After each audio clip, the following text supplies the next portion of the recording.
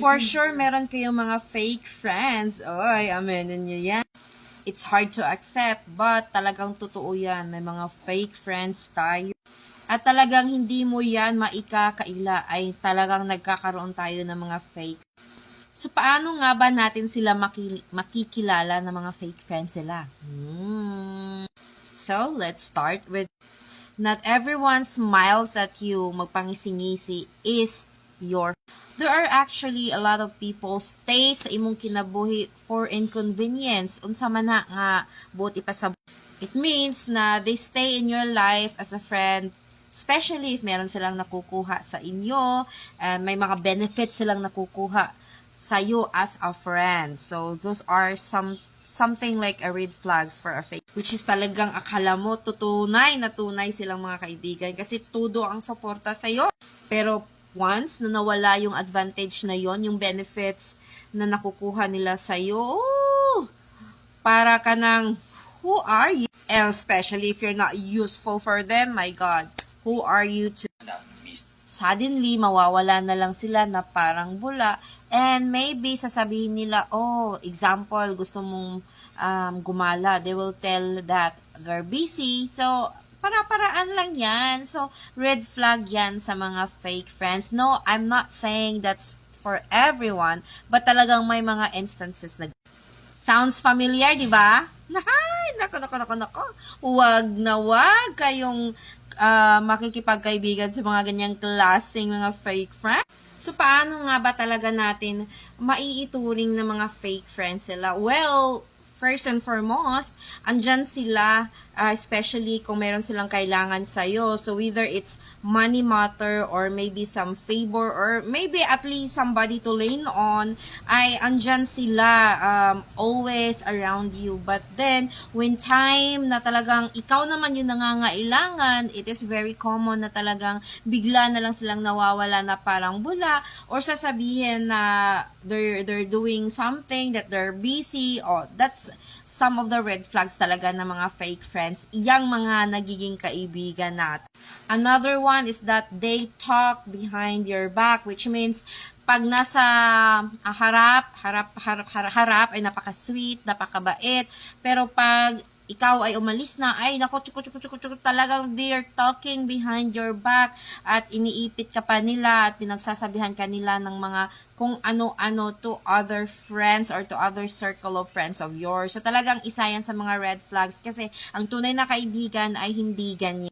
Masakit man isipin na pinag-uusapan ka behind your back, but let's get real to it. Talagang yan ang reality ngayon na talagang akala mo friends sila pero they're talking behind your back when you're not around. Talagang totoo yan at napakasakit talagang isipin yan, lalo na kapag ikaw ay talagang tinuturing silang totoong kaibigan. Yung tipong they're really so nice at you at napaka bait nila, they're smiling at you pero deep down pala ay parang binugbog ka ng todo-todo dahil they're spreading rumors about you, they're talking lies about you behind your back. So talagang, oh my God, that's a really fake.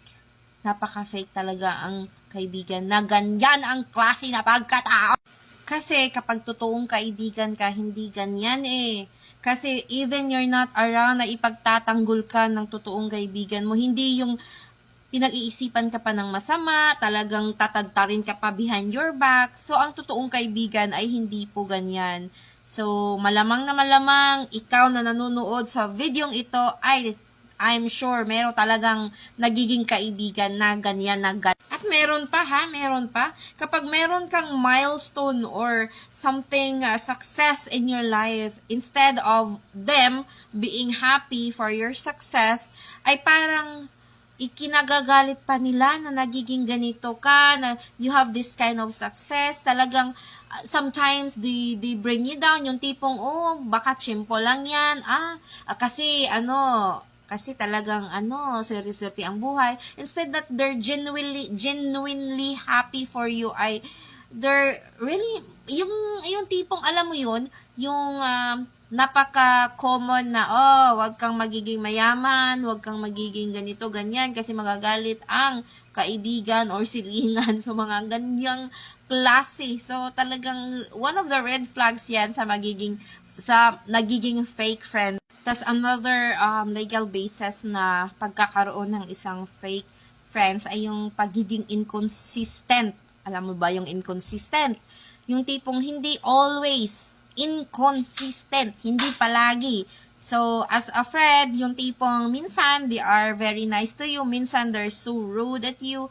Yung tipong mabait sila kung may nakukuha sa'yo, tapos minsan naman ay parang baliwala ka na lang, yung tipong, kasi wala silang makukuha sa'yo ba't sila magiging mabait sa'yo? Yung tipong, parang sin air ka na lang, kasi nga, wala silang mahuhut-hut sa'yo.